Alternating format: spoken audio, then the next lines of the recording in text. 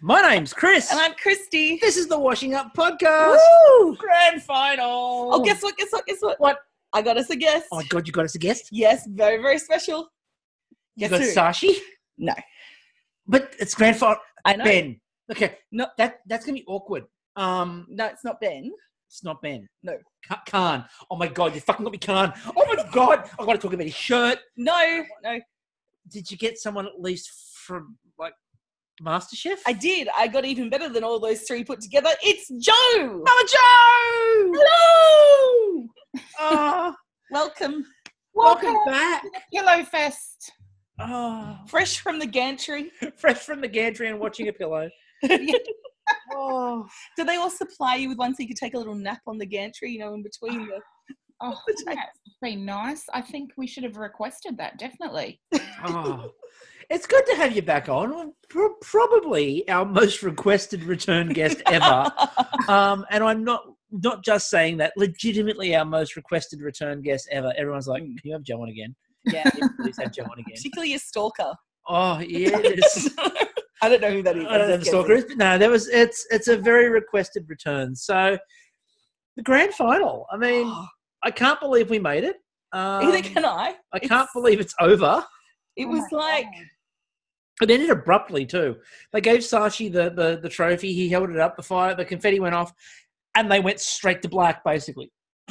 When commercial consideration was given to, and then gone. Yeah, now it's Commando Steve and Geek Steve. Yeah, Commando Steve and Steve. Geek Steve and Shane Gould apparently. Matt Rogers. And yeah, so Commando Steve, who can we just someone just drown him?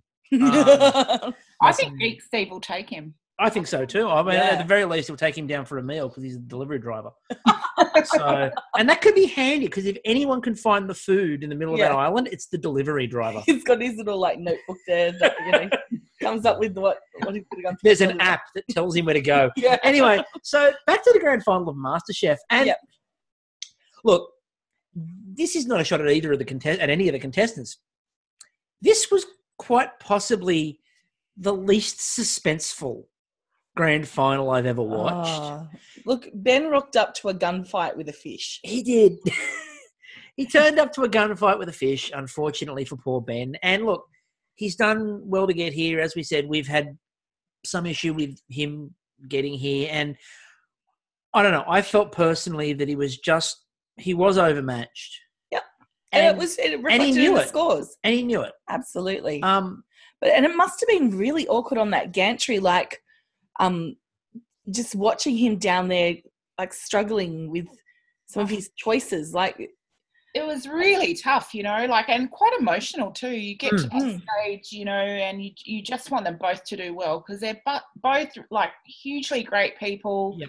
And it's hard, to say I'm Team Sashi, I'm Team Ben, I'm Team everyone. But, when things start to go wrong, you just feel for them because you know what's coming up. It's going to be a couple of days of cooking and bloody hell, man, that would have been so tough to just have to battle through that.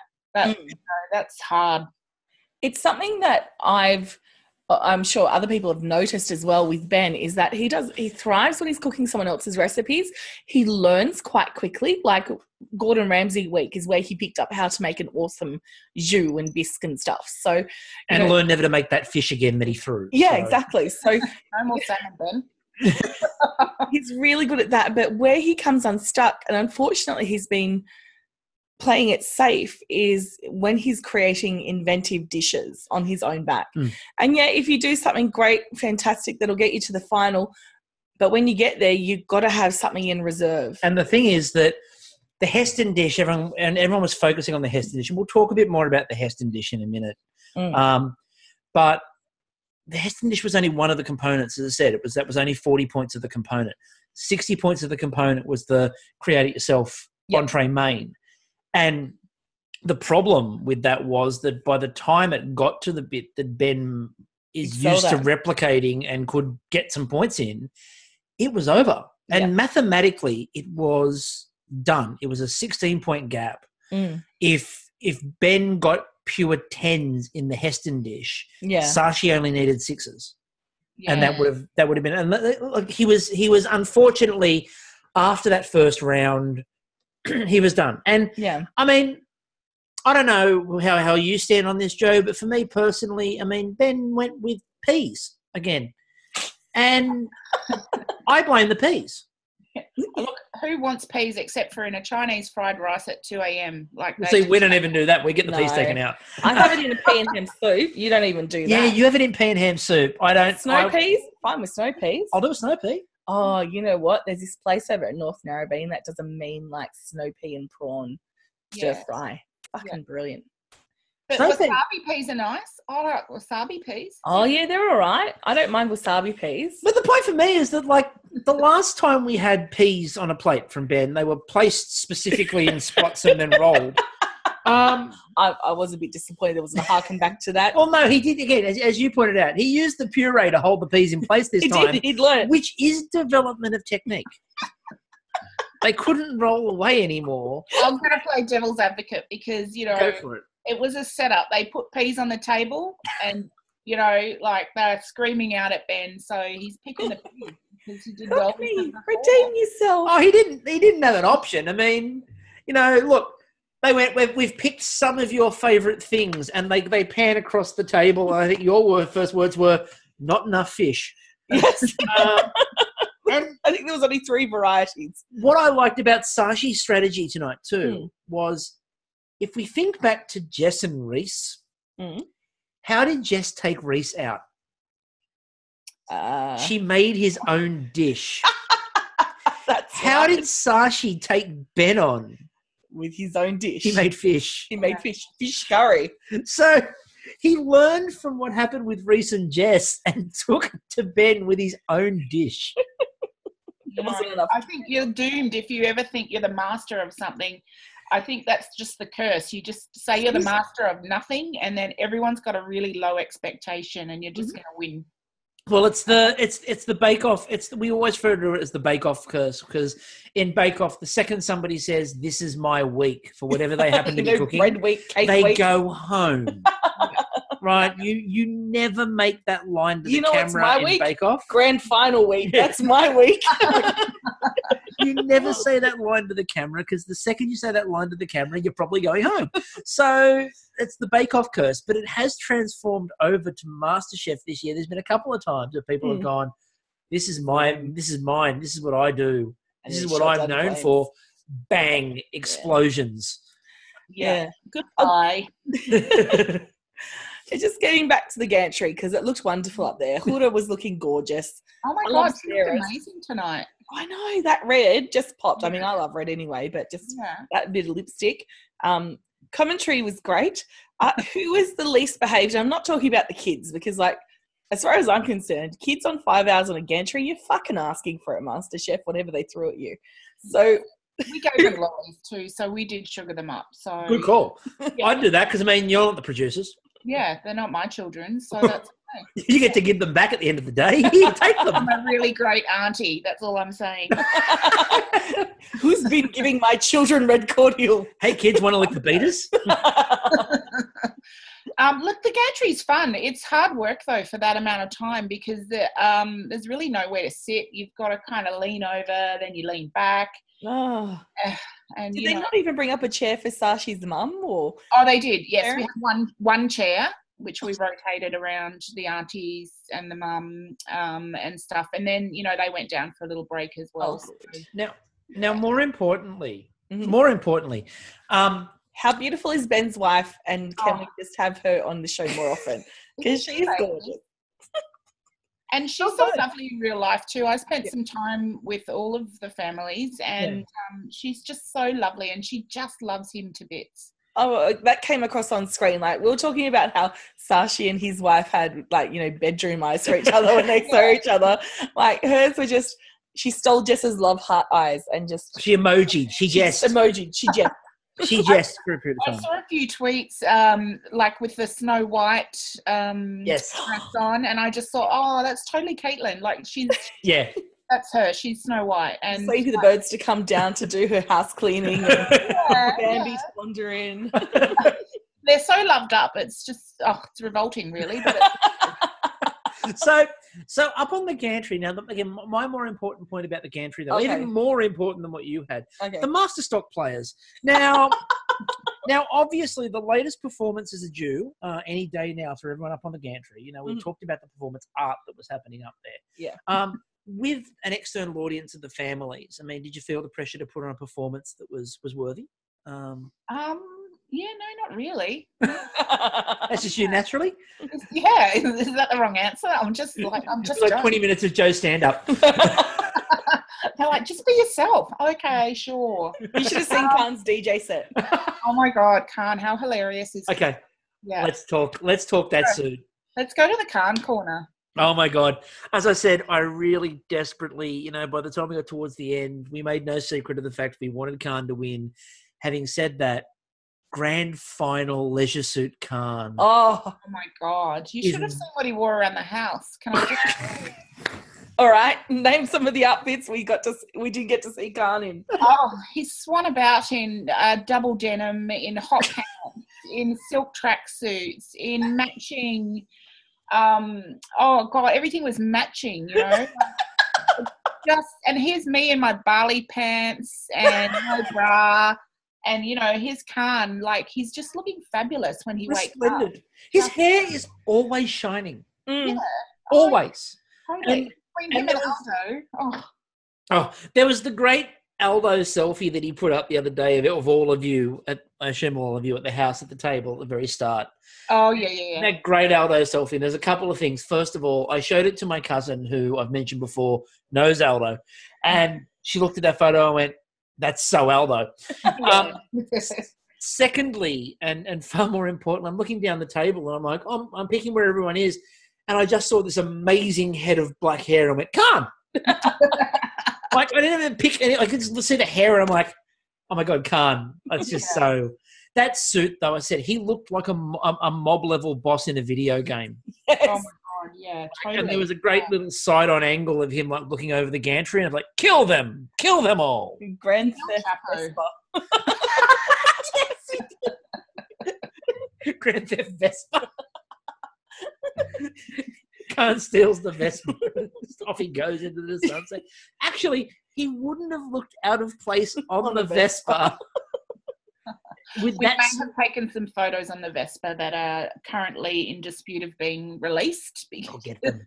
Oh. What do we need to do? We should start a change.org petition. Release the Vespa photos. Release the Vespa photos. So back to the first round. So we'll go back to the actual cooking. I know, crazy. When you were watching them both cook, did you get a sense as it was happening of the fact that Ben was struggling that badly, or in terms of his timings? I was really worried from the beginning for Ben, just because I didn't really understand the textures, especially with his first course. It was very resplendent of like a 70s cookbook. I was waiting for the radishes to be sliced up and artfully placed on like scales. Oh, I did a dish like that. How dare you? I expect to see this now. I did take a sneaky shot. I'll send it to you. But I think he kind of, and it's really tough because once you get an idea in your head, it's really hard to go with anything else, and especially when you know this is it, like this is the last one. So I think he had that idea and he just went with it, and it was too late to kind of muck around too much with it. Yeah. And I'm sure it tasted amazing, but I worried that it didn't have like a crunchy element, or it just wasn't at that level that the judges wanted, And it seemed a little bit like he spent just so ridiculously long peeling the crabs. Yeah, when you could have maybe gotten the same effect with some prawn, with some scampi. I'm all about scampi. You're always about scampi. Lobster could have got. We know you're all about the scampi. But it just, I can understand where he was trying to go with it. But, and on one hand, the judges, and the other thing too, though, was the judges praised him when he said what he was going to do, because they went, oh, cold starter, I like that idea. But then they walked away and talked about it and went, but it just seems to be a time consuming thing. Yeah. I was like, well, Why didn't you say it to him? Although then we would have yelled down the TV, you're giving him too much of a hand. But like, it's okay at the very start with both of them to sort of go, because they did it anyway. Yeah. Like they did it anyway a little bit on both sides. Yeah. They were a lot more careful, I noticed, in the grand final to not go over and do that, which was good. Yeah, it was about bloody time. But it was one of those ones where you could see there were problems. The idea of doing a cold starter without having to worry about the cooking time was clever. And that was smart. It made sense. But crabs are hard work. Unless you sort of mud crab with a lot of meat on it. Like, I just find those crabs, like, you've really got to invest yourself with time and energy to get any meat out of them. So, yeah, he took a risk and it, it just didn't work out on that time for him. And I think because he was, accounting for that, when he was coming to thinking of something for his main, it got basic. Like, I'm sorry, if you told me that we were going to come to the end of MasterChef and that was one of the dishes being served up, I would have been saying, and how many other courses were served around it? Because that is really fucking basic. My issue about that thing was, and to explain for me the reason why that happened, and we've talked about this before, is that for the last 3 weeks all they've done is tell Ben that a fish with one other element is a really good idea. And he has done that time and time and time again, because the judges have used words like sophisticated, elegant, advanced. You are raising the level of the dish by keeping it very simplistic but doing it to a high end. And then they got to this and I looked at it and went, fish and peas on a plate, you'll want to do them amazingly well. It's like, you've been telling him for weeks that that's what you want him to seem to do. And look, we know with this type of competition, you've got to play it safe in some respects to get to the end. We've seen, like, Khan took a risk last night, couldn't cook his fish correctly, so didn't end up in the final. Last year, Ben Ungerman relied on ice creams quite heavily. Towards the end. However, when he got to the end, he had everything else up his sleeve to present. It wasn't... Which he did in the grand final. So you can play it safe and serve to your strengths to get to the grand final, but you've got to have the goods. Yeah, you've got it. Ben just didn't have them. It's got to be technique. And it was obvious he didn't have them, and that's what I think is quite frustrating. I mean, I tweeted it out tonight. There were 10 other people on that gantry who could have served a more exciting entree. Yeah, including 3 of, like, Saashi's family. And what I felt for Ben was, as I said, he'd been told one thing all the way for the last 3 weeks, and then got to the last round of it, and then they changed their mind again. And this is what you get when you promote a culture of safety, which has been this year. And it was one of those ones where it was almost like they started to cook. They saw what Ben was doing and went, that's a really good idea. Went over, saw what Saashi was doing, and it was almost like the judges had this light bulb moment go off of, oh, yeah, that's right. Saashi. We've seen what he can. Oh, that's right. Shit, he can cook. Wow. And there was this sudden moment of them remembering all that stuff from the start of the competition when Saashi was just blitzing it week in, week out. And there's a lot of people going, oh, Saashi's riding in on a curry. When have you seen Saashi turn out a curry in the past 5 weeks? Only occasionally. He's been intermittently, he's been trying to do other things in there. And got told off. For it. Don't do pasta. That's not you. I don't think that. I don't think he had a good recipe for pasta, though, to be honest. I wonder if he already got it. I mean, good recipes are always handy. Yeah. So hard to come by. I thought there were a couple of things just in that first round. I mean, before we got to the first round, just that introduction video, which I forgot to mention, where the highlights they included of Gordon Ramsay were him yelling. I'm like, that was like the least thing that he did in the whole week. And the other thing they focused on was Prince Charles. He didn't eat anything. Not on camera. Like, he didn't eat anything. So your highlights so far were a guy yelling who didn't really yell, and a royal member of the royal family who didn't eat your food and went, oh, is this the Australian version of MasterChef, is it? You're drunk, Charles. Move on. It was just... I'm here because Camilla likes your shoe. And she wanted it to be on it, but she didn't want to eat ants, so that's why I'm eating it. Eating. I'm hopefully my mother will die soon. So I want to go. I want to go on the road. I felt bad. The other reason I felt bad for Ben was I know what Gary meant, but the way he worded it when he was talking about Ben's starter where he turned around and went, where his brain has gone, I don't know. I know what he meant. He was talking about, I don't know what he's thinking about. But to phrase it in loud voice, Gary. To phrase it in that way, Gary, it's not good. And it's on camera, and the editors are gone, we're using that. I'm surprised they left that in, actually, because, you know, like, I imagine there's so many positive things that they say they could have put in, but I think they thought that, oh, well, people will understand he just means I don't know what he's thinking. No, just say I don't know what he's thinking. Don't say, don't know where his brain's gone. Interestingly enough as well, when they would so we had the tastings. Sashi, look, I'll be up front, and I think someone else here shares my opinion. Prawn heads. Fuck yeah. Can we stop with the prawn heads, people? See, I'm on that side. Really? Like, come on, man. Like, they complain. Like, I'm just going to have a baby rant because I'm not a ranter. That's my job. Right. Don't step in. But go. Sometimes, but like, I just don't understand how you can complain about the poop chute being left in, and then you're going to go and eat the brain and head. Thank you. There's my point. I'm thinking all the way along. I'm thinking you guys the other day threw a childlike tantrum about a poop chute, and now you're going, "Oh, I love these prawn heads." I don't get like. Because there's a difference between, okay, if I was to serve you lamb brains, which are a delicacy, not a problem, okay? For a baby, okay, so when, like, babies get served mushed up lamb brains, I got served that when I was a kid. All right, but if you serve them up mushed up gastrointestinal tract, unclean gastrointestinal tract, different story. It's just gritty. Put some slightly different thing with the prawn. It's just shell grit. It's a bit of sand. You know the shell's gritty. You're eating that head. Exactly. Oh, so it's just... But isn't it actual poop in the chute? Or is it just... Prawn poop is literally grit. Okay. Item 1 is crunchy. Item B is crunchy. I don't understand why one is okay. So, but yeah, like, they can't complain about one and not the other. And I'm just like... At that moment, I'm like, Sashi knows what the judges want to see. Yeah. He's decided, you know what, you bastards like prawn heads. I'm going to shove prawn heads all over this thing. They are tasty, though. Right, and that's what I don't like sucking the brain out. I will say I'm not a brain sucker. Thank you. I'm so pleased with that. But you know when you go to a Japanese, like teppanyaki or something, and they fry out the legs and the head, and it's just crunchy and delicious soyiness?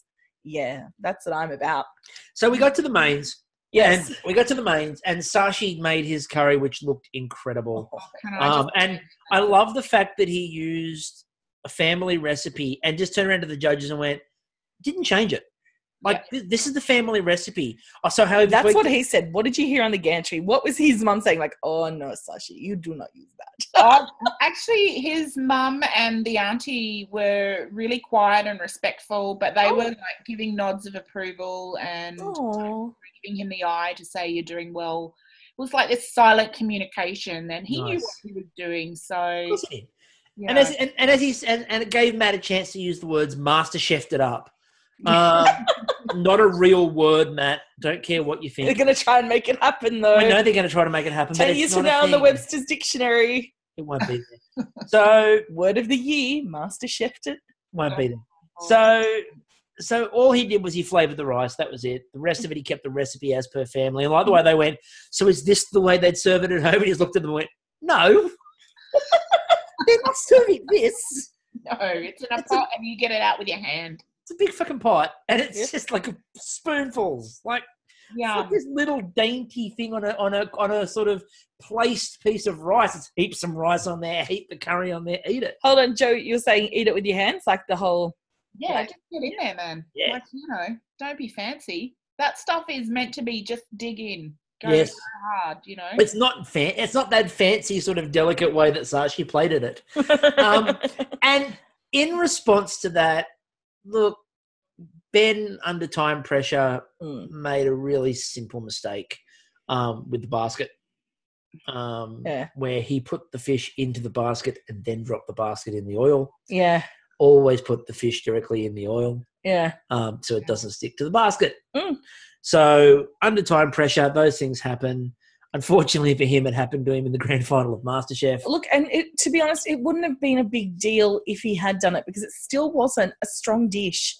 I will keep saying this. He should have at least had one other element on the dish, because it just... I should have, but he should have. Even a fucking carrot, Ben. 3 carrots. You could have done 3 fucking carrots and I would have laughed. Well, you were disappointed. One job, Ben. Come on. Well, you were disappointed because my prediction was 1 carrot the other night. He went 2 carrots last night. You had 3 carrots. Yeah. And you wanted 1 of each colour. And that was all the elements were there. He had a sauce of kind of. He had an emulsion.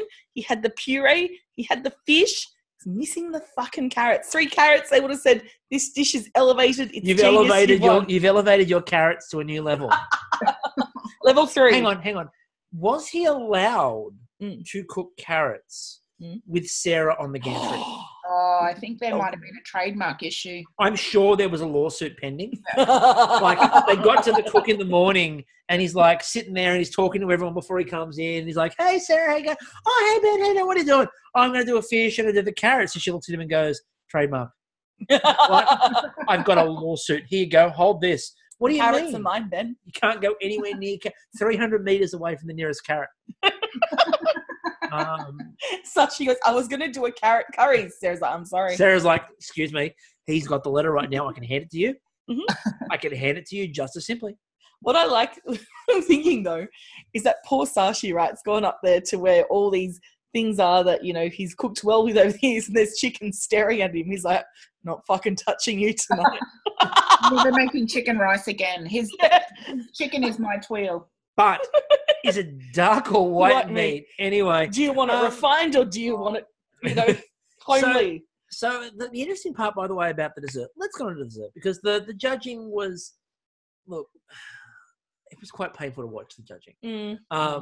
At the end of the first round of judging, 10s across the board for Sashi. Sashi's got 16-point lead. He RuPauled it. 10s.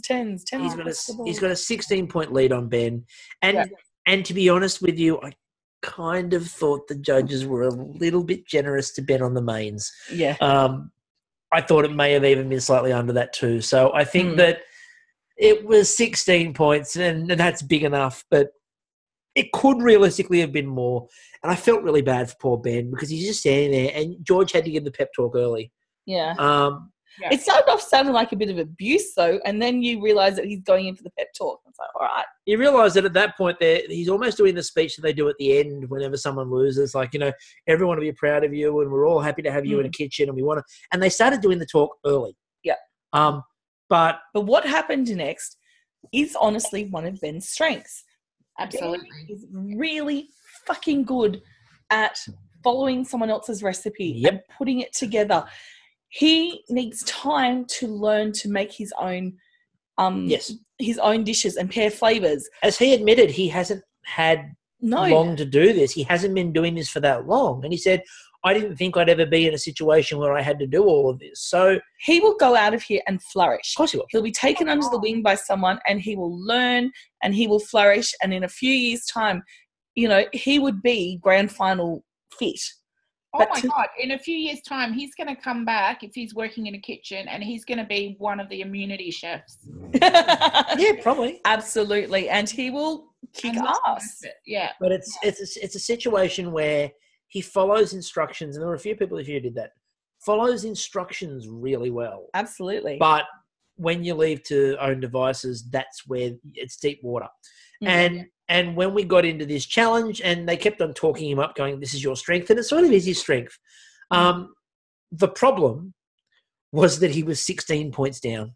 Yeah. And there were only 40 points per person on offer. Yeah, which I think they should have readjusted the points, in my opinion, because 40 points wasn't enough for that last challenge because with such a landslide in the first round, it was really hard to come back from that. So, I think they were relying on Ben being really great in a pressure test and Sashi doing well freestyle, but not so well in pressure tests, and it kind of yin and yang. And, Sashi did really well. So, The interesting, I agree with you on that. And the main reason I actually do agree with you on that, and I think there are a few people going, really, you agree? That seems outside your, no, the reason I agree with it Because they adjusted the points for the first challenge. Normally it's 20, 20, 20, 20, 20, 20. It's less because there's 3 dishes. Or there's usually entree, main. They do it as 3, 3, 3 differently instead. Okay. They only did an entree and a main. They did 2 dishes. Wow. Right? So because they did it as 2 dishes, so they went 30 and 30 rather than 20, 20, 20. Yeah. What you ended up with instead was if you bomb a dish, that kills you. This is coming from a teacher who knows how to... Is currently dealing with a new HSC where if you bomb an assessment task, you're fucked. You're done. So whereas previously it was 20, 20 and 20. So there was room for error. So there's room to make an error in each dish. By making it 2 dishes of 30 and 30, you screw a dish up, you're in trouble. The problem was because he screwed one dish up and then got time pressure worried about screwing the first dish up, he screwed the second dish up. Because he screwed the second dish up, he lost a massive chunk of his mark straight away. Yeah. It would have been the comeback of all comebacks. Can you imagine? Twitter tried. Yeah. And I'm going to give production a hell of a lot of credit, and I don't give production credit much. But they had people convinced that Ben was in with a shot. Well, I'll talk about the convincing in a minute because I actually think that speaks to a deeper problem. But they actually managed to try to make it seem like there was a contest going on. Yeah, true. And they did everything they could. Every minor glitch that happened with Sashi became massive drama. Yeah. And they tried to play them up. I mean, I don't know, again, from the gantry, and, you may not want to, say anything or not, but how over 5.5 hours of Heston, and we haven't mentioned Heston because he really wasn't there much. They showed him for a little bit and that was it. And then he judged it. He came in, he sort of semi-Nazi saluted. And then he's not too sure which way the European Brexit is going to happen. When he walked in, he put the right arm in the air like it was a Nazi salute. Then very quickly, I think, realised to put both arms in the air and waved. Such an introvert. He's not a chatter. Because I did try and engage and it just didn't happen. So he's just not a chatter. His mind thinks differently to everyone else's, and he's just there and thinking about, pillows and meringues and all that kind of weird stuff. Fluffy spoons. So we got to the challenge, and they unveil it, and everyone, they pulled it back, and everyone went, "Oh my God, what is that?" And then they cut to ad break, and all I could think of was somebody naked. Shannon Bennett with someone tweeted out. I think it was 350K tweeted out. Shannon Bennett is laying naked with the dish in his hand on a plate. And I'm like, thanks. That's an image I don't need. Artfully draped grapes. Artfully draped. Grape. And what it ended up being instead was it ended up being these clouds and pillows and magnets. Again with the magnets, Heston. Again with the magnets. Hey, you're going to serve that up to me. I'm down for it. As long as totally. If that's on my pillow every night, I'm down. Well, it wasn't actually on your pillow. It was just above the pillow. It was on the pillow, but the pillow was above the bed. It reminds me a little bit of Ghostbusters. And that scene where Dana is floating above the covers. My girlfriend sleeps above her covers. 4 feet above her covers. No, but I mean, do you remember back in the old days there was like the Magna coil or something under pillow Can I point out that I love the fact you got to say back in the old days when the Magna coil was a thing. You remember that? Do you guys remember this? Yes, I do. I do. The Demtel ads. Yes. And it was like the magnets. Tim Shaw did sell them with a set of steak knives. I always thought, well, what if they're like polar opposite magnets? Is your pillow going to be floating above the mattress? And that's what happened tonight. Such a retro throwback. Can I just digress for a second? This is what this podcast does. Go for it. I feel it's my turn to digress because today I had to explain to somebody about the Hoff on the Berlin Wall in 89, and she's like, who's that? So did I. Who did you explain it to? Well, to be fair, I'm kind of finishing teaching Cold War. Okay. So we show the bit of footage of the Hoff really being killed. You've seen that part. It was the Hoff on the wall with the glitter jacket. So and the piano tie. Fighting for freedom. Yeah, you're looking for freedom. Yeah, you've seen the bit where he nearly dies, didn't you? Yeah. It's my favourite bit. I'm explaining to the kids. So if you've never seen this bit of footage, I know, not what you expected to hear on the Masterchef Grand Final wrap, but this is footage you need to see. It's Hasselhoff on the Berlin Wall singing Looking for Freedom, because if there's one thing the Germans wanted When freedom came, it was the Hoff. And he was up on the wall and he's singing looking for freedom. And there's a bit right at the very end and he bends down to like shake the hands of people down at the base of the wall. And as he ducks, this projectile, which is a firework, goes flying and literally brushes the back of David Hasselhoff's hair. If he was standing up, he's a dead man. Oh, imagine another dimension and the big statue of Hasselhoff that's there now. The statue of Hasselhoff that replaced the Berlin Wall. That's a glorious thing. And the person I was talking to had no idea what I was talking about, and I had to get the YouTube out on the internet. Who did you have to explain it to, Joe? Someone in my office who's too young and had no idea, and I was very embarrassed for her. So I turned the volume up loud, and the Red Cross in North Melbourne got the Hoff. I'm still back at the Hasselhoff statue in place of the wall. Anyway, so we got to the dessert, and they tried to make a couple of big deals. There was one I tweeted out where they were like, One I tweeted out where they were like, the producers see that Saashi's got a problem with the mousse. And it's like, oh my God, Saashi's making a mistake. Everybody quickly get to the cut to Saashi pushing the inserts into the mousse. Never mind. Go back to engraving the name on the trophy. It was we actually all freaked out when that happened because we didn't know what was right and what was wrong. We had no idea if Ben had done it right or if Saashi had done it right. It was really tough. It was fascinating to me to watch it. It was interesting, though, that they showed the judges, Gary and Heston, going across to give Saashi a hand. Now, I'm sure I would have blown up if it was Ben getting a hand, but I kind of figured maybe at this point in the competition, they asked, it doesn't really matter. I recall back to Tweel Gate when Joe asked Darren Purchased for a hand and he walked away. And so I refer that as my case. You do? You lodge that? You lodge that in the Court of Appeals, Victoria? I honestly don't think it would have hurt Saashi as much. No. Overall. He wouldn't have lost enough points to lose. It would have been a closer thing and he wouldn't have scored the highest. He wouldn't have got the highest points ever history. And he wouldn't have equaled what Ben got. But I don't think it killed him. It would have killed him either. And I think that the other thing was too, in the first round they went over and sort of told Ben, gave Ben a little bit of a pointer in the dessert challenge, in the Heston challenge. They just said to him, read the recipe again. I also think that was a language thing because when they said what the challenge was and what the thing was called, Saashi needed that repeated 3 times and didn't quite understand what it was. I did that repeated 3 times. Can I just say, both recipes are really hard to read. Yeah, and then he had to read the recipe, and he was reading it meticulously, and he made a point of the fact that he was reading the recipe meticulously, and then it got to that point, and he read it and read it and read it, and you could see he didn't pick it up then, and then he said, and then I suddenly realised what this is actually saying. Yeah. It goes back to that subtext argument we've had before in language, and subtext in English is not a straightforward thing if that's not your first language. So that's a bit of a pain. Yeah. So I can understand where they might have come over sort of to prompt him to have another look at the recipe. Yeah, and that's great that they did. I think, everyone wants everyone to have a fair go, so good on them. Yeah. And you want the chances to sort of, especially when you're up for, as they kept on saying, $250,000. A quarter. Yes. I don't know what a quarter is, but apparently there's $250,000 up for grabs. It'll be quarterized.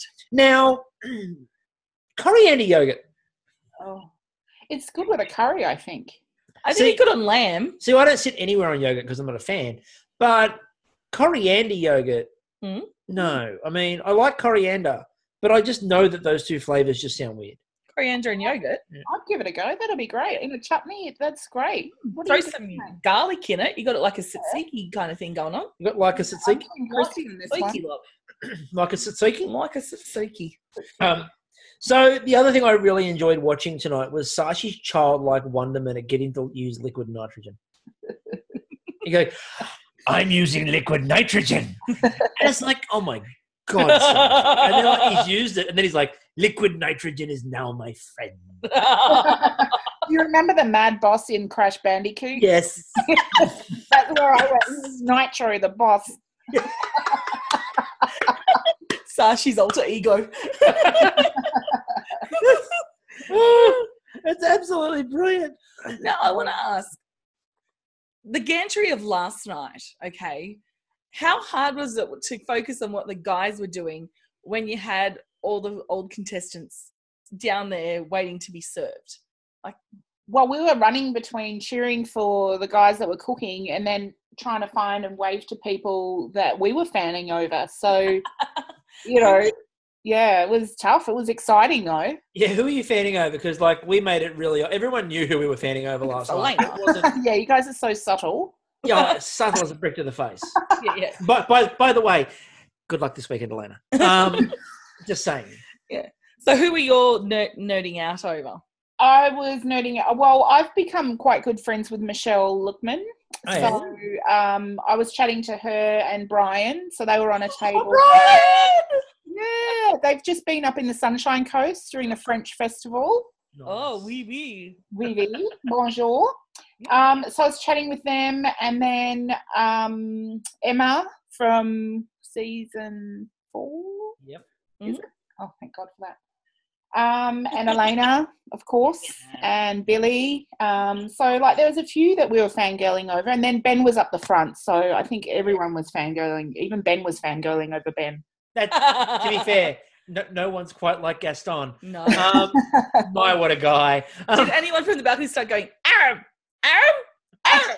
Actually, he was down the back. They put the rowdy ones all down the back, and Poor Aaron.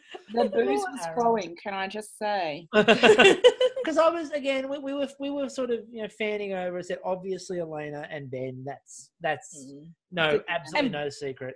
But Eloise, you know, Aram, obviously, Tamara. Yeah, and it was sort of a Alison Frames, who is one of my personal favourite people. Just awesome. So it was really cool to sort of get to see all those people. And yeah, it distracted me from, and we talked about it last night, but it distracted me briefly from the disaster that was befalling Khan. At that point in time, it hurt.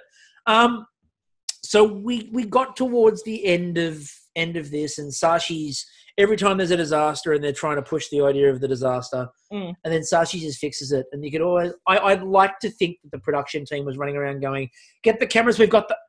No, okay. No. Get the... No, we don't need that. I will give it to the judges and production. They didn't draw out the ending. No. It was... They didn't need to make people suffer. They just ripped that Band-Aid off and let, you know, the celebrations happen, let Ben get to his... You know, I think I also got the feeling by that point, though, that Ben had, and I said this at the time, I would have just used the Heston Challenge to have a shit ton of fun. Yeah. Look, I don't like when my name gets attached to his, but Leah retweeted a tweet that I put out before using a George Columbaris quote from last night, where he said about both of them, just have fun with it. Don't take it so seriously and have fun with it. Yeah. And my attitude, if I was Ben going into that Heston Challenge, is I'm about to make a fucking pillow float. Yeah.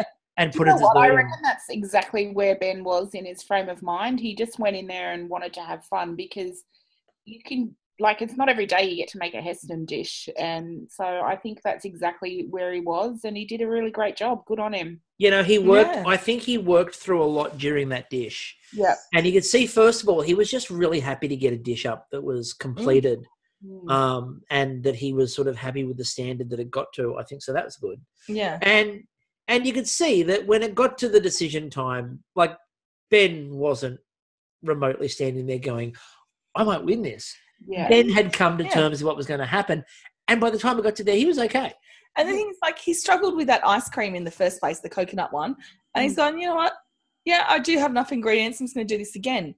Yeah. And from then on, he just walked through it, you know, like it was went like through his steps. Just and again, go through your steps, and he knows how to do the steps. So collected and cool. Yeah, exactly. And what it also showed was, and I said this last night when we were doing a sort of preview, that I thought that the skills that Sashi has were transferable. Yeah. And that Sashi just had this ability to, if things started to go haywire, he could adapt his skills on the fly. And that's what happened. Where it went downhill was that Ben's skills just weren't finale ready. It needed to be standard script. He was ready for last night's, and he did that beautifully. And that's why I thought he was going to be a threat tonight, because last night he whipped out a dessert that was pretty bloody good. You know, perfectly cooked meringues, a gelato. It had different components to it, and it all came together. Had a dust. Yeah, it did. He had a dust. You need to go back to the dust. So, you know, if he had just kept on that line. Do you know what I think? I think by the time you get to that episode, what is it, 61 or something? Yeah. And they've had a few weeks of do whatever you want. Like, you know, go and you're just out of ideas. Well, this is what I wanted to actually raise with you as a contestant. So normally they're really structured. Yeah. All the way through. And then the cook whatever you want thing is sort of like an end reward thing where you come up with something and be inventive and creative and apply the skills. And Robert Harwood the other week pointed out when we asked for things you could improve, he said that he actually prefers it when it's structured because that makes you have to think outside the box. I agree. Forces you. And like that whole no boundaries is exhausting. Just like you need to be reined in because it's hard day after day to come up with stuff that's different, that's more elevated. And by the end of it, I'm sure like they had nothing left in the tank. Like they were on empty. Well, that was my sort of... And if you don't want to see fish and broth and curries over and over again, you need to set something new. Structure it. Because then people are learning and they're having a go at something and everyone's got an even playing field because you're all doing I don't know, it has to be sous vide. Yeah, you have to do something this, you have to do something that. You all have to cook with sea urchin. And it makes you this is now becoming Iron Chef, which I like. But I like the idea of that structure. Hold a capsicum pensively and tell me you wouldn't love it. I love I hold a capsicum. How good is he? You've seen me do that. Yes. I have frequently done that, Chairman Karga, biting into a capsicum and then that nod and smile and laugh that he does. Yeah. I do that. It's amazing. And that's in the bedroom. But thanks for that. The audience loves that now. If you thought the Shannon vision before was horrible, sorry, folks.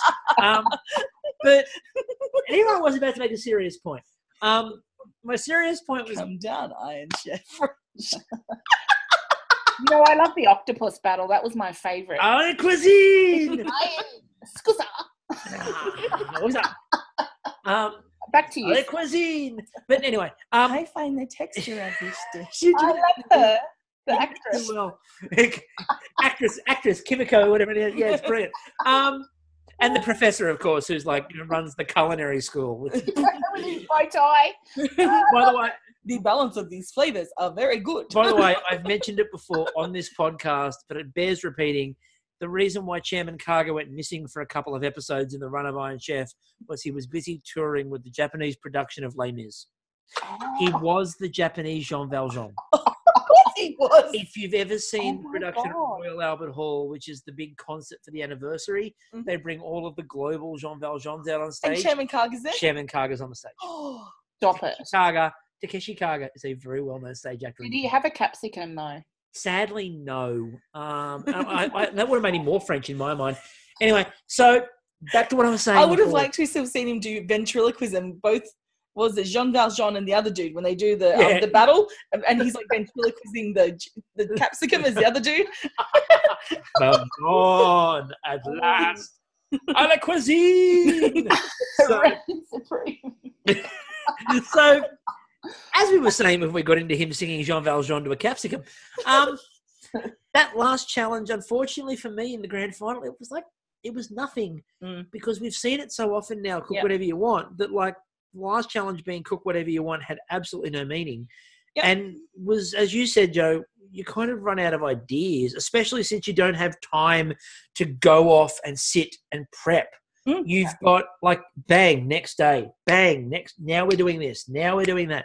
There's no time to prep it. You know, if Masterchef wants to get back to being more accessible to ordinary Australians, go a little naff, okay?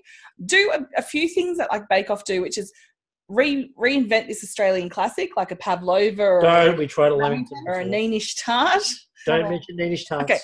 Okay. Or alternatively, go back to like George's roots with the ready, steady cook. Have like a rando bring in their shopping. Like, go to a supermarket, unleash them on Coles, and they all have to pick someone that's randomly shopping, and they have to cook what's in that person's basket. We've got the right person here. Right? Let Joe go down. The hot chicken, remember? Get the hot chicken. And they have to make something out of the hot chicken. Chicken vol au vents. That is beautiful, though, because that is something that's accessible to the Masterchef audience. And then you watch Coles chickens sell like fucking hot Coles chickens. would love it. Yeah. Coles would love it. Down, chickens are down. Look at the Hey, I'm trying to get that gig. You're good at that. Watch Now, out, and Casey. you look at like Preston, right? He's got the background in like, you know, like with the drinks. Okay, make a big match game thing to pair with his drink of the week. Pick what the big game is first. Pick what the big game is. By the way, it's Croatia. in that commercial, Oh, as I pointed out tonight on Twitter, he's trolling Marco Pierre White with the kingfish. because he's talking about the perfect drink to pair with the kingfish. Yeah. Where's my kingfish? Where's my kingfish? And then get Gary and Elena together, right? Because she cooks a lot of gluten-free and low carb stuff. Get her and Gary to reprise his good chef, bad chef role. You know, he comes up with a thing. There's Elena, you know, coaching people on different ways that you can use substitutes for ingredients like cauliflower for rice, etc. And there's Gary just adding butter to everything. Exactly. And then get the guys to make two versions of the same dish: a good chef dish version and a bad chef dish version. Accessibility. Do you want to take over as like the food producer next year? I'm available. That's a great idea. Yeah, you should. We've had a couple of really good ideas this year. Not many, but a couple. Because that then is still allowing people to have some like creativity in it, but they've got some boundaries. Yeah. You can't necessarily, like, a friend of ours made a keto fucking gumbo. Like, they made a roux from, was it cashew or almond? Cashew almond. Roux, yeah. Yeah, and like, this is for 80 people. They made this amazing gumbo. This was for our wedding. Yeah, for our wedding. So it's just, it can be done. So why not? It's an interesting concept. So we got through it. They got to the judging. Ben gets 9s across the board.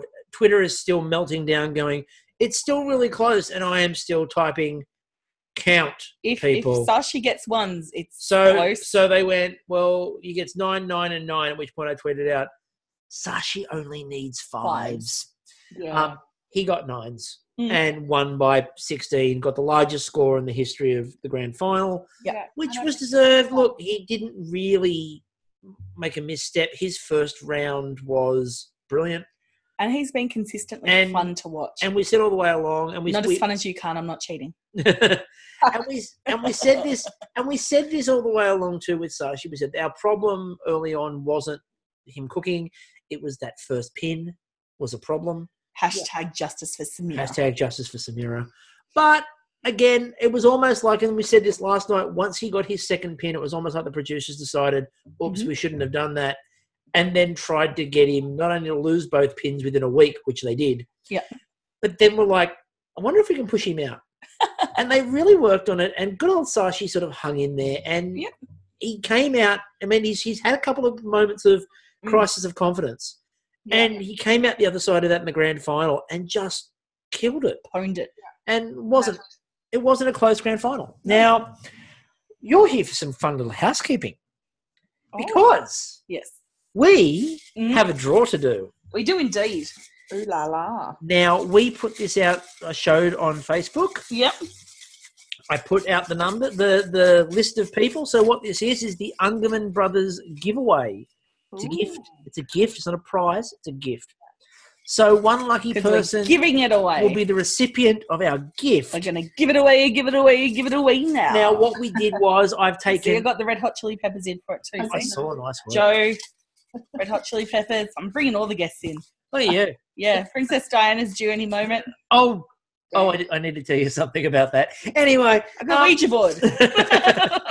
I'll read out what she's telling me. So what we've done is I've put all of the names of everybody who replied to our statuses on Facebook. Yeah. C / H. Ouch. Ouch. I That's think Diana's correspondence? Yes. Thank you, Diana. So I've put the names of everybody who replied to our Facebook statuses about the Ungerman Brothers ice cream challenge. Yep. Everyone's name, every entry you've put in there is in this. So we are drawing them out. Woohoo! First, Yes. this is the recipient. I almost said winner. Recipient of our gift. Yes. Which is the apron signed by Ben Ungerman himself. And the recipient is Kristie. This is not rigged. Really? It's Brandon. Brandon Black. What? That's spectacular. That's spectacular. Okay. So for those people who are going, what the fuck makes that funny? Brandon and Brandon is our number one fan, he's all right? a Bake Off fan who actually started watching this because of the podcast. And was one of the only people to enter every week. So look, that's well deserved. Good on you, Brandon. Now we've also decided we don't quite know what these people are getting. We're going to come up with something, so bear with us. We've got a couple of ideas. We're going to go to the prize cupboard. We're like Ed Cavalier, we're the prize king. Are you in the pantry right now? You could get some. I can reach French onion soup mix. French onion soup mix. Would you like a bite of wheat? All right. Second is Josh. Hey, he deserves every prize you have. Yes, he does. Okay, Josh, again, if you've listened to the podcast, he's been on it. And also, he's the other one who enters every week. Yes. So I guess, it does increase your odds. All right, third time. Third. And if it's Josh or Brandon, I'm not saying them a second gift, all right? Brittany Nelson. Woohoo! Brittany Nelson. She's our international. One of our internationals. Oh, great. So, how much is the postage on that? You're getting something light. You're getting something light, Brittany. So we will contact everybody to get in touch with them. Maybe we can send her a floating pillow. Send her a floating pillow dessert. Yes. That was fun. Thank you, everyone, for entering. Thank you to Ungerman Brothers Ice Cream and in particular Ben and family for donating such a generous gift. Yeah. And also for showing us such a magnificent time while we were up there the other week. I want to thank you, Joe, for coming on, but I also want to pick your brain just for a couple of things. Oh. Any good news stories you heard on the gantry, any sizzle or rumours of what people are up to at the moment that you thought was pretty cool? Oh, well, I know Sarah's doing a restaurant pop-up soon in Tasmania. Oh, exciting. I think it's called Wild. Yeah. So if you follow her socials. Okay. Now her actual Twitter, not the four other accounts. Sarah Claire Cooks. All the other Sarah Claires. The real Sarah, stand up, please. Michelle's she's been busy since she got out of the house. She's done Melbourne stuff. She's done stuff in Sydney. Wow. Reese is really busy. He's been working with Julie Goodwin. He's doing stuff at Essential Ingredient. Oh, that would be so cute. Oh, I know. He's doing a dessert class where you get to make a dough mousse with a mirror glaze and stuff. So that sounds really amazing. Otherwise known as Masterchef preparation school. So that's where they get it from. So if you want to know the MasterChef way, go and see Reese in Newcastle at the Essential Ingredient. Huda and Aldo have a pop-up coming up on the 24th. Unfortunately, you can't buy tickets for that because it's sold out. And I'll be there. We were going to give them a lot of free publicity and plug the hell out of it. And before we even got to it, it's sold out. Yeah. They'll be doing more. Don't worry. Oh, they will. They will be. And you will be there, as will we. Yeah. Yay. In the flesh. Aldo and I are in Harvey Bay next weekend on the 12th. That sounds so difficult. I know. It's a tough life. It's going to be a lot of fun, actually. So that'll be great. Mumma Jo's going to launch her brand. Oh, yes. I've got a spice range that I'm going to release and some other stuff. So that's coming up, with rubs and stuff. There's ginger. There's sporty. How dare you give it away? I hear that's nearly separated. You've got to keep them separated. Who else? Oh my gosh. Like, I think everybody's doing something to some degree. Brendan's working in a Japanese restaurant. Nowhere near Cobram. I think he's still waiting for that call. Jenny's doing dumplings. Lisa's doing some stuff. Like, I think Adele's keeping busy. And if Adele's got a food truck, I think. Okay, that's great. And if you are a contestant, if you are a contestant and you are listening to this, first of all, hi, and if we've said anything you don't like, sorry. But secondly, if you've got anything you want to plug, just let us know on Twitter, and we're happy to plug it. Even if Chloe or Ben, who I doubt would be listening. I really don't think you're listening, and I think probably would want to kill me. You're welcome to. We're happy to plug you. Like, I think they are in the projects. I know Chloe has a website on its way. She's doing cooking classes or something. Yep. Yeah. I said they'll have something. If like down at Peter Doyle's Seafood or something, doing and there's some really exciting news for Sashi that's coming, and that's not my business to release. No, that'll be awesome. For that one. Cool. That'll be awesome. So that's something to look forward to. It has been an absolute joy to have you on again, as always. And as we are wrapping up this Masterchef season, well, we're not quite. There's something next week. We're not going to say what it is yet, but definitely keep us sort of in your thoughts, because keep looking at the RSS feed. You're going to keep checking the feed because you're going to like what we produce. There's something more Masterchef coming your way in the very near future, and then after that there'll be a slight break, only a slight break though, and then we're back for the Great British Bake Off. Yes, and then eventually the Great Australian Bake Off returns. Also, in the next week or so, the Twitter feed will also be putting out links to the Food Nerd Vanity Project. So Robert Harwood and myself will be starting that. We're talking Ugly Delicious season 1. And we will also be we've talked about this, we're also going to get some surprise guests on here and there to come and talk food with us too. Yeah, and I'm also looking for people who enjoy talking about places they've been to eat, niche cuisines, even their like cultural heritage and the food from there. And I'm talking like, the nitty gritty shit, like the stuff that your mum makes you when you're sick and stuff only your dad cooked. Like made seasoned chicken that was like crack. Exactly. So we've got a few of these things we're gonna start doing. Keep your eye out for all the socials. The YouTube channel, something will be appearing there in the near future too. So keep checking that out as well. Check all the feeds. Check the Instagram. Check everything. We don't really ever go away. I like podcasting too much. And I need a bit of a break. You need a bit of a break. There's only so many times I can say felching before it becomes like, there you go, put it in. As we sort of said last night, but I just want to say it again. Thank you to the audience, and thank you to everyone who listens. And everyone who's joined us this year. This has been wonderful. We've had a lot of people join listening. We've had a lot of people sort of send us messages telling us how much they're enjoying listening, which is great. The actual numbers of people downloading are by far and away the biggest numbers we've ever had. Absolutely. And every single month has been another record month, and it just keeps taking off. And we really appreciate that level of support and the feedback that you guys, because it's been really interactive this year. And without that, there are certain points during this year we wouldn't have finished. And I do also, and I do this a lot, and she doesn't necessarily like it, but my magnificent co-host. Yes, I am. Yes, you are.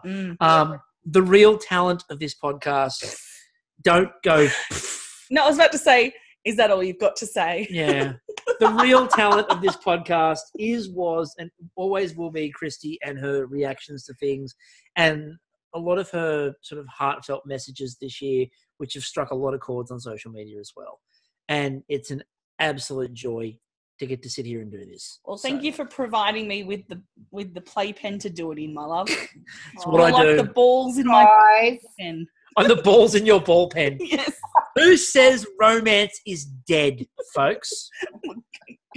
I'm the balls in your ball pen. Go find the capsicum. I'm out. One night. Anyway, with that, we need to leave this alone. So, what were you saying, Joe? She's you like, go and get it. Right, so, I'm still Chris. And I'm still Kristie. Thank you again, Joe. And we will catch everybody in the very near future. Oh, me, capsicum.